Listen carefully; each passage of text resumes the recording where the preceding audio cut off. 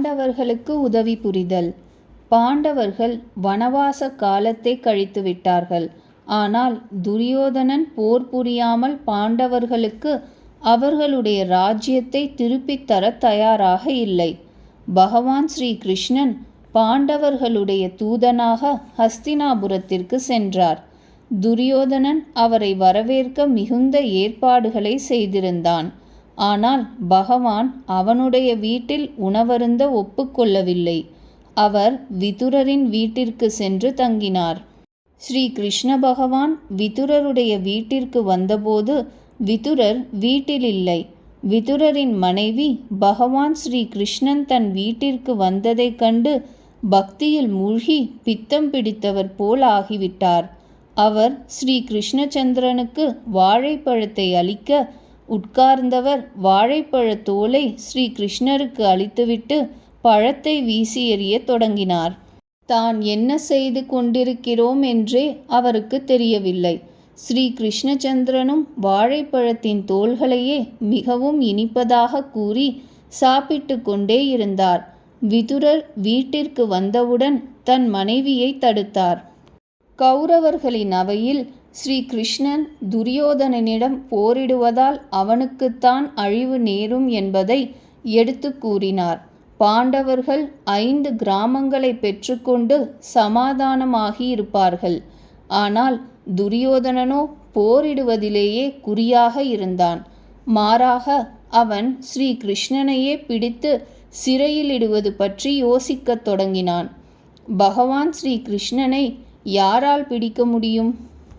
ஸ்ரீ கிருஷ்ணன் தன்னுடைய மிகப்பெரிய உருவத்தை காட்டியதும் துரியோதனனுடைய சூழ்ச்சி செயல்களெல்லாம் மறைந்துவிட்டன. துரியோதனன் எந்த அறிவுரையையும் ஏற்றுக்கொள்பவன் அல்ல என்பதைக் கண்ட பகவான் பாண்டவர்களிடம் திரும்பி வந்தார். போர் நடைபெறுவது உறுதியானதும் கௌரவர்களும் பாண்டவர்களும் தங்களை சார்ந்த மன்னர்களை போரில் உதவி புரிய அழைக்கலாயினர். ஸ்ரீ கிருஷ்ணச்சந்திரனிடம் உதவி கேட்பதற்காக துரியோதனன் அர்ஜுனன் இருவரும் ஒன்றாகவே ஒரே சமயம் துவாரகாவை அடைந்தனர். ஸ்ரீ கிருஷ்ணர் அந்த சமயம் உறங்கிக் கொண்டு இருந்தார். துரியோதனன் சிறிது முன்னால் போய் சேர்ந்தான். அவரது தலைப்பக்கம் ஒரு மேடையில் உட்கார்ந்து கொண்டான். அர்ஜுனன் பின்னால் சென்றார். பகவானுடைய காலருகே கைகூப்பியவாறு நின்று கொண்டிருந்தார். ஸ்ரீ கிருஷ்ணச்சந்திரன் எழுந்தவுடன் முதலில் அர்ஜுனனை பார்த்தார். துரியோதனன் முதலில் வந்தான். அர்ஜுனனே முதலில் கண்ணுக்கு தென்பட்டார். ஆகையினால் பகவான், ஒரு புறம் என்னுடைய 14 கோடி போர் வீரர்கள் இருப்பார்கள், போர் புரிவார்கள். மற்றொரு புறம் நான் மட்டுமே இருப்பேன். ஆனால் நான் ஆயுதம் ஏந்த மாட்டேன் என்று கூறினார். அர்ஜுனன் பகவான் ஸ்ரீ கிருஷ்ணனின் பிரபாவத்தை நன்கு அறிந்தவர். அர்ஜுனன், தாங்கள் ஆயுதம் தாங்கினாலும் தாங்காவிட்டாலும் பரவாயில்லை, நான் தங்களையே என் பக்கம் விரும்புகிறேன் என்று கூறினார். துரியோதனன் 14 கோடி சேனையை பெற்று மகிழ்ச்சி அடைந்து விட்டான்.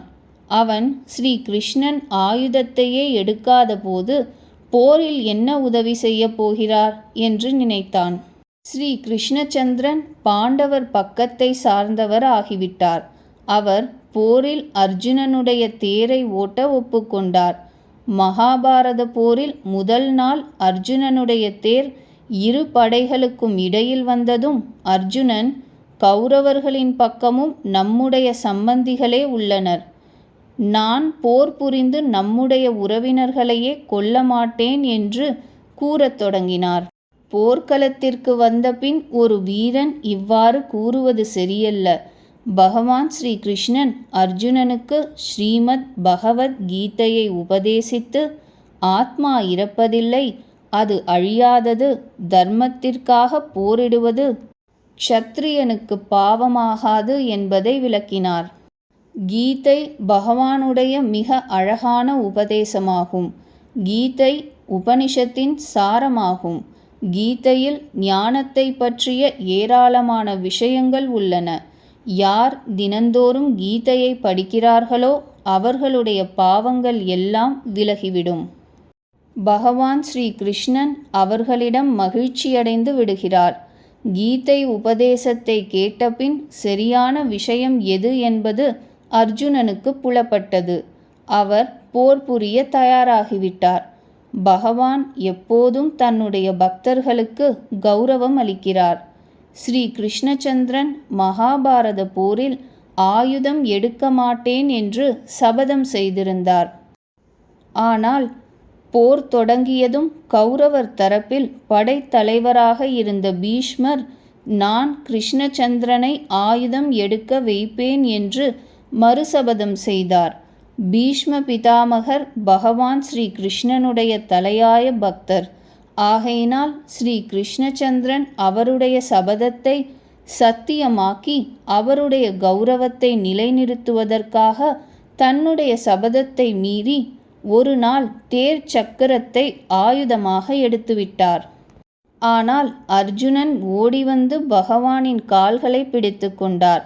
தாங்கள் தங்களுடைய சபதத்தை மீற வேண்டாம் என்று அவரிடம் வேண்டிக் கொண்டார். மகாபாரத போரில் பகவான் ஸ்ரீ கிருஷ்ணனின் உதவியாலேயே பாண்டவர்களுக்கு வெற்றி கிடைத்தது. பலமுறை கௌரவத் தரப்பு வீரர்களான துரோணாச்சாரியார், கர்ணன் முதலானோர் அர்ஜுனனாலேயே தடுக்க முடியாத பல அஸ்திரங்களை அவர் மீது செலுத்தினர்.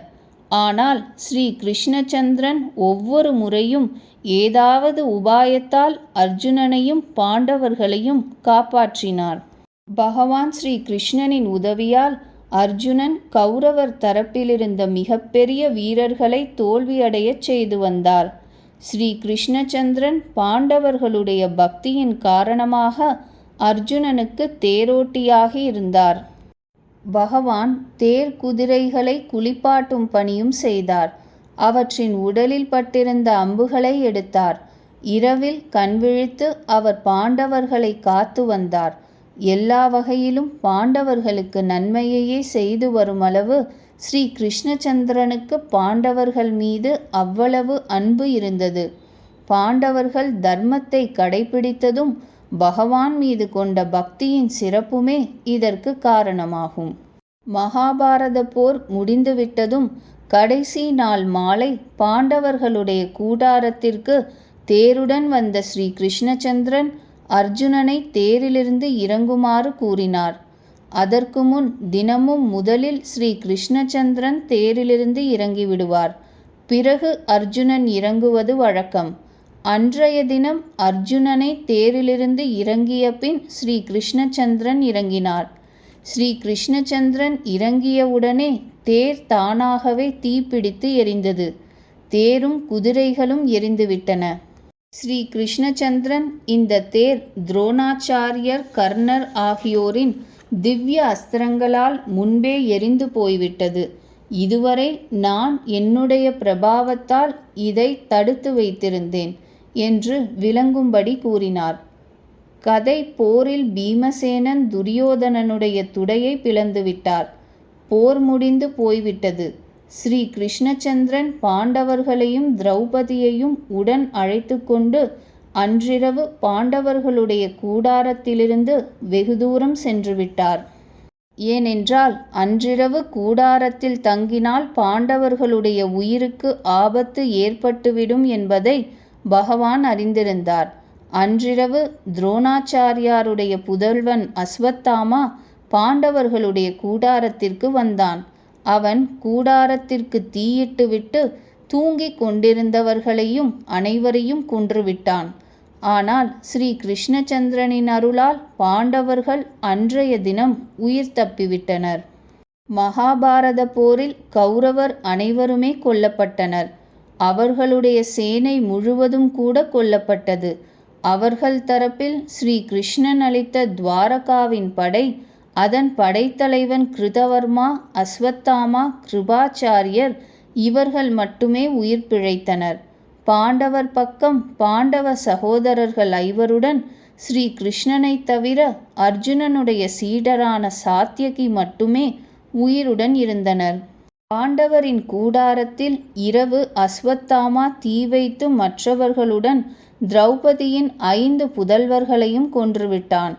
அதனால் மறுநாள் அர்ஜுனன் அஸ்வத்தாமாவை பிடித்தார். ஆனால் திரௌபதி இரக்கப்பட்டு அவனை விடுவித்து விட்டார். அர்ஜுனன் அஸ்வத்தாமாவை கொல்லவில்லை. ஆனால் அவன் தலையை மொட்டையடித்து விட்டார். அவன் தலையிலிருந்து விலைமதிப்பற்ற மணியை பிடுங்கிக் கொண்டார். அஸ்வத்தாமா மிகவும் துஷ்டன். அர்ஜுனன் அவன் தலையை மொட்டையடித்து விடவே அவன் பாண்டவ வம்சத்தையே அழித்து விடுவதற்காக பிரம்மாஸ்திரத்தை ஏவினான். பிரம்மாஸ்திரம் என்பதை எந்த முறையாலும் அழிக்கவும் முடியாது, தடுக்கவும் முடியாது. அர்ஜுனனின் மகன் அபிமன்யு மகாபாரத போரில் கொல்லப்பட்டு விட்டார். ஆனால் அவரது மனைவி உத்தரை கர்ப்பவதியாக இருந்தார். உத்தரையின் கர்ப்பத்திலிருந்த அந்த குழந்தையை தவிர பாண்டவர்களுடைய எந்த வம்ச பிள்ளையும் உயிரோடு தப்பவில்லை. அஸ்வத்தாமா விடுவித்த பிரம்மாஸ்திரம் உத்தரையை நோக்கி சென்றது. அதனுடைய ஒளியினால் 4 புறமும் தீ வைக்கப்பட்டால் போல் தோன்றியது. கதியற்ற நிலையில் உத்தரை பயத்தின் காரணமாக ஸ்ரீ கிருஷ்ண பகவானை சரணடைந்தாள். பகவான் ஸ்ரீ கிருஷ்ணன் தனது ஒரு சூக்ஷ்ம உருவத்தை ஏற்றார். அந்த உருவத்தால் அவர் உத்தரையின் கர்ப்பத்தினுள் சென்று கர்ப்பத்தை காப்பாற்றலானார். 9 மாதம் வரை அந்த பிரம்மாஸ்திரத்தின் அழிவு சக்தியிலிருந்து கர்ப்பத்தில் இருந்தவாறே குழந்தையை பகவான் காப்பாற்றி கொண்டே இருந்தார். இவ்வளவு முயன்றும் குழந்தை பிறந்ததுமே பிரம்மாஸ்திரம் அதை கொன்றுவிட்டது. அது இறந்தே பிறந்தது. ஆனால் ஸ்ரீ கிருஷ்ணச்சந்திரன் மறுபடி அந்த குழந்தையை உயிர் பிழைக்க செய்துவிட்டார். உத்தரையின் இந்த மகனுக்குத்தான் பரீட்சித்து என்று பெயர் சூட்டப்பட்டது. இவருக்கே எதிர்காலத்தில் சுகதேவர் ஸ்ரீமத் பாகவத கதையை கூறினார். ஒருமுறை அர்ஜுனன் பகவான் ஸ்ரீ கிருஷ்ணனை காண துவாரகாவிற்கு சென்றிருந்தார். துவாரகாவில் ஓர் அந்தன பெண்ணிற்கு குழந்தைகள் பிறந்ததுமே இறந்து வந்தன. அந்த அந்தணன் ஒவ்வொரு முறையும் இறந்த மகனை உக்ரசேனரின் மாளிகை வாசலில் கொண்டு வந்து வைத்து மன்னரை பலவாறு நிந்தித்து வந்தான். அவ்வாறு ஒருமுறை அவன் தன்னுடைய இறந்த மகனை எடுத்துக்கொண்டு மன்னரின் மாளிகை வாசலில் வைக்க வந்தபோது அர்ஜுனன் அவருக்கு ஆறுதலாக அடுத்து பிறக்கவிருக்கும் குழந்தையை தான் காப்பாற்றுவதாகவும் காப்பாற்ற இயலாவிடில் உயிரோடு நெருப்பில் விழுந்து எரிந்து விடுவதாகவும் உறுதி கூறினார். மறுமுறை அந்தணரின் மனைவிக்கு மகன் பிறக்கவிருந்த நேரம் அர்ஜுனன் அங்கு சென்றார்.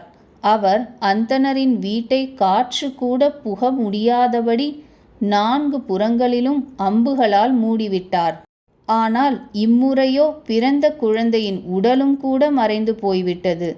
அர்ஜுனன் மிகவும் வெட்கி போனார். அவர் யோக பலத்தால் யமராஜனிடத்தும் மற்ற லோகங்களுக்கும் கூட சென்றார். ஆனால் அவருக்கு அந்தணரின் குழந்தை எங்குமே கிடைக்கவில்லை. அவநம்பிக்கையுற்ற அர்ஜுனன் எரியும் நெருப்பில் விழத் தயாரானார். ஆனால் ஸ்ரீ கிருஷ்ண பகவான் அவரை தடுத்தார். அர்ஜுனனை அழைத்து கொண்டு ஸ்ரீ கிருஷ்ண பகவான் பார்க்கடலில் பகவான் ஸ்ரீமன் நாராயணனின் லோகத்திற்கு சென்றார். அங்கிருந்து அந்தணரின் பிள்ளைகள் அனைத்தையும் கொண்டு வந்தார்.